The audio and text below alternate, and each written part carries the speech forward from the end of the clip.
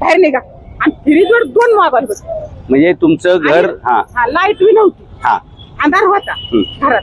मग मला सांगा तुम्ही, मी मोबाईल उचलू, डबा उचलू, पाण्याचं उचलू, खाण्याचं उचलू, काय उचलू. एक पोरगा नेऊन तिकडे माझं ठेवलं. मी आलं मी काय करू तर सांगा. माझं किती अवघड करून ठेवलं. आपण पोलिसांची मदत घेऊ. ते म्हणलं मोठं सर्व झाड सगळ्यावरला. ते म्हणलं मावशी तुम्ही काळजी करू नका, मी तुम्हाला पोरा बिरं पाडत. त्या पोराने मला चोरी करायला लावली का. माझा तांब्याचा कटा बी सगळा गेला, वाटपुळं झालं माझं सगळं. मित्रांनो, यांचं महापालिकेने ही अतिक्रमणाची कारवाई करताना तोडताना या आजींच्या घरातील 2 मोबाईल चोरून नेलेत लोकांनी. म्हणजे यांनी यांचं म्हणजे यांनी यांच्या घरातलं सामान बाहेर काढायला वेळ द्यायचा का मोबाईल सांभाळायला वेळ द्यायचा. यांचे म्हणजे संपर्काचं जे साधन आहे 4 वाजल्यापासून आमचा चालू केला. या लोकांना मला तासभर जरा तुम्ही करा पसारा काढून सवर.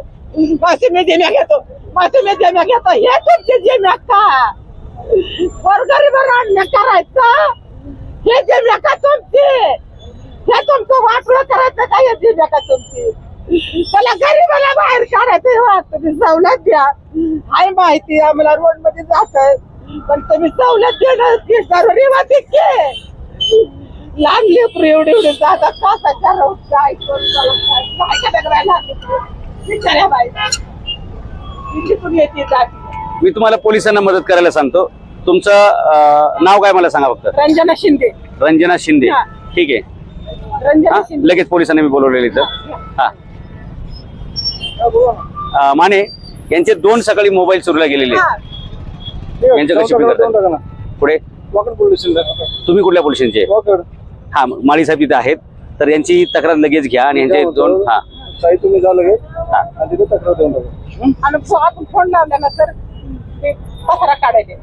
मला म्हणायचे बाहेर निघा, लाईट जाऊन तक्रार करा. तुम्ही लगेच रिस्पॉन्स करतील. IMA ऍड्रेस टाकतील लगेच. तुमचे मोबाईलचे नंबर तुम्हाला तोंड पडायत का. नाही सर, मला नाही. तुम्ही जातील पोरं सांगतील. बरं, यांच्यासोबत एक कोणतरी माणूस द्या. वाकड पोलिसांना तुम्ही लगेच जावा.